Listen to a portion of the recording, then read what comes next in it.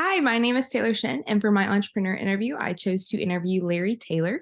Larry Taylor is actually my grandfather, and he owns his own painting business, and he has services that he gives to some clients and just people in his general area. He lives in the kind of mid eastern side of Georgia, and he travels throughout Georgia for his clients, but mostly in his general kind of Hall County, Barrow County, and Gwinnett County area. But he is his own painting business, and I thought it would be really cool to interview someone that I admire for their entrepreneur and business side of things, but also just as a beloved family member of mine. So I chose to interview him, and his business is called Larry Taylor Painting. So, some services that he offers: Larry Taylor started an interior and exterior painting business that helps specializes also in drywall repair for all painting needs and also does pressure washing. For his business, he receives calls, he receives emails, and just any type of messaging of individuals, businesses, private residents that just need some type of painting service. And he will give them appointments where he comes by and gives them free quotes. That's not something that he charges for people. Sometimes it ends up those quotes ending up into a job, which is a great thing for revenue. However, sometimes it ends up where they no longer want his services. So he will come to those people and give them a quote of how long the time frame it would take to complete the job and all the services needed, and also how much the cost would take for acquiring all of the resources and the time put towards it. And he will single-handedly complete the job. That is something I think is very interesting with Larry Taylor Painting, is that he does not have a crew of men and women that help complete this job, as some of the pictures shown here of multiple people helping to complete this. He himself does it single-handedly, where he is the one doing all of the work needed. However, this does end in the time frame that it gets a little extended sometimes because he is by himself. However, he is one person doing the whole job. So the satisfaction and the overall quality of the work is a little greater sometimes because of it, because you're having one eye doing all of it. So yeah, that's some of the services he does. So just kind of some background on his training. When I interviewed him, I asked about how this company came about and just his history behind it. And he said when he was about 30 years old, in about 1982, he was needing some work and some individuals were needing some help on some painting jobs. And he was like, well, I have zero skills and background knowledge of anything to do with the painting and pressure washing business. And so he decided, hey, if you will show me how to do it and train me, I will be there. And they were like, bring it on, come on, let's do it. So he started working part time for some local friends needing painting work, and he just slowly learned over the next year or so of how to be a painter, how to work a pressure washer, how to do these construction jobs, how to repair drywall. And so he just kind of worked part time here and there with random jobs until he founded himself a company where he could work full time. He worked under an individual in about 1983 named Skeeter. He worked for him for about 20 years and he loved the job. He thought he was a great individual. He really appreciated how he handled his company, how he trained his employees, and how he had the resources to do so in a larger area than he now is able to do.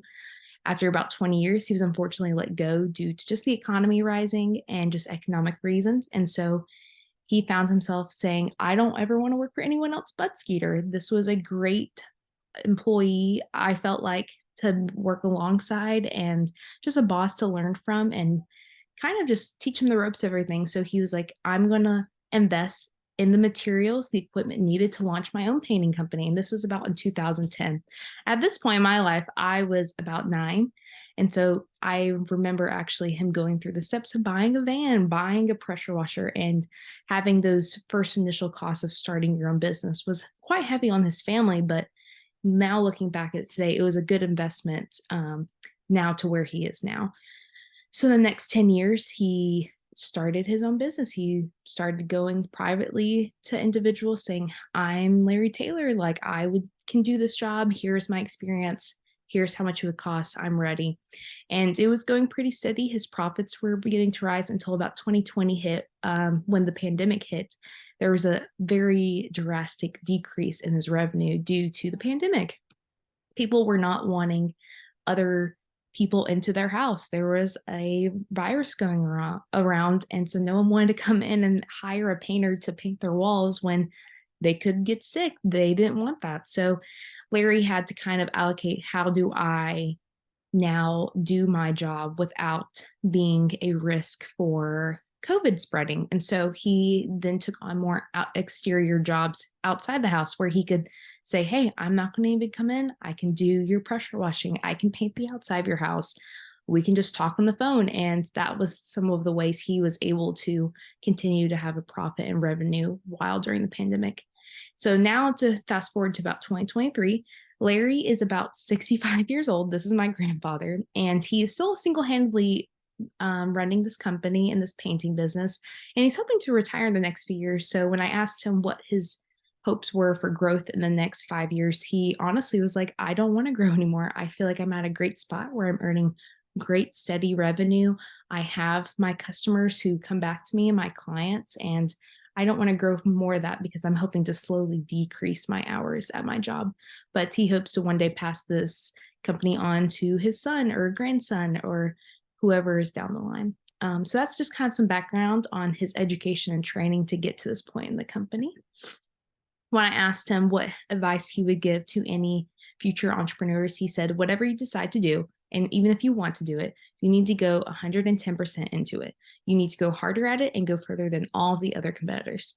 This is something that really struck out to me because there's always like, don't give up, you can keep doing, or just keep pushing. And those are kind of the quotes that you receive and encouragement you receive from entrepreneurs. But this one, he's like, you need to go further than everyone else, because there's going to be people out there who are wanting to do the same thing as you, but you need to decide what you can do differently to go the extra step. And I really appreciate that. And so something he did was he raised his prices due to his rise in quality. The type of services he was offering was not the bare minimum painting jobs where I just come by and take a paintbrush on the wall. He would go the further step and be like, I can do fine detail. I can repair what the last painter messed up. I can go fix your crown molding. I can fix your drywall that's in your bathroom that's been messed up for years. He was able to offer a quality service that was far different than other competitors in this business. And that's something that he still holds true to his company and that level of just standard for him.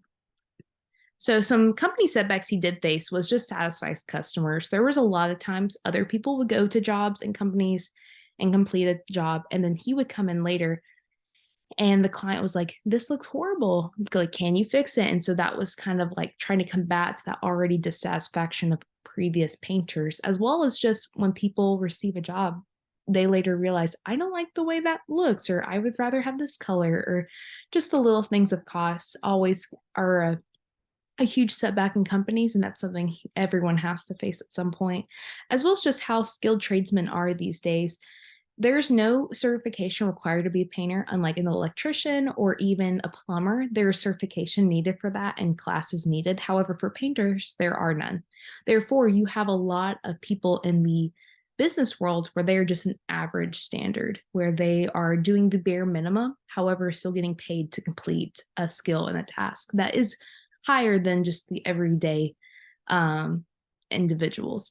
So when you have a line of business where everyone's about average, to set apart from those people, you need to be above average. However, in order to hire people for a company that has above average level of care given to their clients, it's hard to find those skilled tradesmen to meet your standards. And that's something Larry faced. Was he wanted to hire on more people for his company because he was receiving such a heavy load of clients wanting to schedule with him.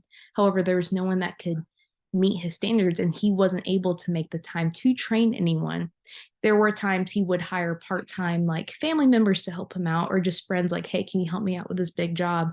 But there's nothing set in stone like, every job this person helps me and assists me, they're almost my partner. So that was something was always a setback, where he couldn't find anyone to assist him.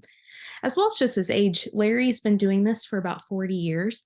And so understanding what it means to complete the task and do the work, he was always skilled at. However, with modern day business models and even just marketing in general, he felt like he was an old dog and you couldn't teach him new tricks. He didn't understand how to market to people nowadays using the internet, like Facebook, or even just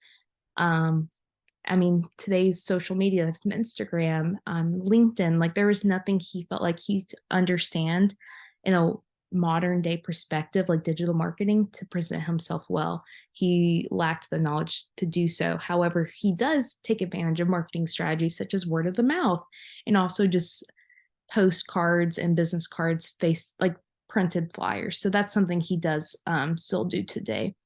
So yeah, that was just kind of a setback that he faces still.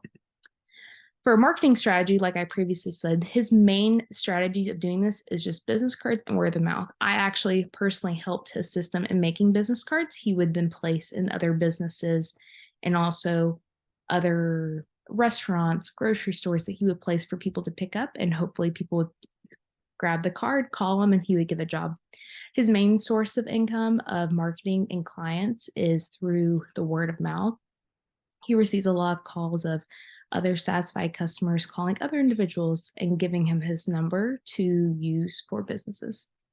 Some pros and cons he did face with his business is just kind of taking jobs he prefers. He loves the ability to make his own hours and do things he'd rather do instead of jobs he doesn't like doing, of course.